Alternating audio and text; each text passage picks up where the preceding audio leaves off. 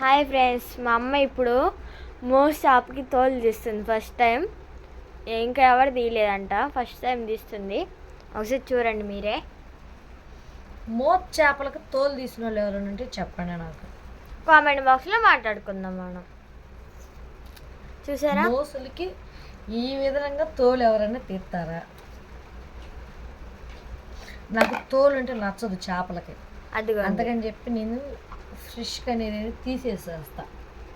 చూసారా, ఈ రోజుకి 2 ముక్కల కాడికి ఏపుకొని తింటాం గాయస్. మేము రోజు రైతుల పూట మాకు నీస్ అనేది ఉండాలి ఇంట్లో. రేపు పొద్దునకైనా అది చిక్కుడుకాయ ఉడిస్తున్నాం చూడండి.